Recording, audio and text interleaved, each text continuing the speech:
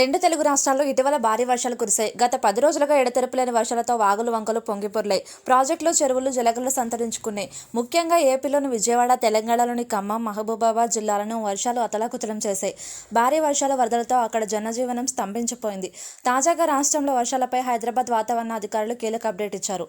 బంగాళాఖాతంలో ఏర్పడిన వాయుగుండం ఉత్తర ఛత్తీస్గఢ్ బలంగా ఉందని చెప్పారు. నైరుతి రుతుపవనాలు సైతం మరో 4 రోజులు యాక్టివ్గా ఉన్నాయని అన్నారు. వీటి ప్రభావంతో తెలంగాణలో తేలికపాటి నుంచి ఓ మోస్తరు వర్షాలు కురిసే అవకాశం ఉందని చెప్పారు. అయితే వాతావరణంలో మార్పులు ఉంటాయన్నారు. కొంత ఎండ, కొంత మేఘాలతో ఉంటుందని చెప్పారు. భారీ వర్షాలకు మాత్రం ఎక్కడా అవకాశం లేదని అన్నారు. ఆదిలాబాద్, కొమరంభీం, ఆసిఫాబాద్, నిర్మల్, నిజామాబాద్, జగిత్యాల, రాజన్న సిరిసిల్ల, మంచిర్యాల, కరీంనగర్, రాజన్న సిరిసిల్ల, మంచిర్యాల, పెద్దపల్లి, వరంగల్, హన్మకొండ, మూలుగు, భద్రాద్రి కొత్తగూడెం, జయశంకర్, భూపాలపల్లి, మహబూబాబాద్, ఖమ్మం, జనగాం, హైదరాబాద్, వికారాబాద్, సంగారెడ్డి, కామారెడ్డి, మేడ్చల్, మల్కాజ్గిరి, మెదక్ జిల్లాల్లో తేలికపాటి వర్షాలు కురుస్తాయన్నారు.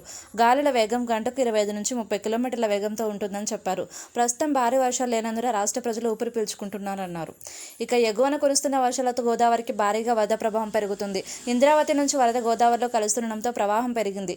భద్రాచలం వద్ద ప్రస్తుతం 48 అడుగుల పైగానే నీటి మట్టం పెరిగింది. దీంతో అధికారులు రెండో ప్రమాద హెచ్చరిక జారీ చేశారు. నేడు రాష్ట్రానికి కేంద్ర బృందం, నేడు తెలంగాణకు కేంద్ర బృందం రానుంది. ఇటీవల కురిసిన వర్షాల వరదలకు తెలంగాణలో భారీగా ఆస్తి ప్రాణ నష్టం సంభవించింది.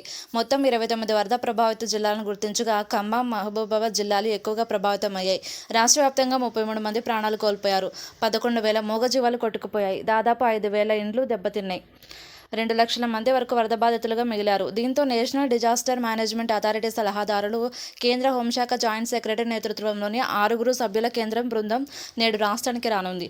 ఖమ్మం, మహబూబాబాద్ సహా వరద ప్రభావిత ప్రాంతాల్లో పర్యటించి నష్టాన్ని అంచనా వేయనున్నారు. ఆ నివేదికను బట్టి కేంద్రం సహాయం చేయనుంది.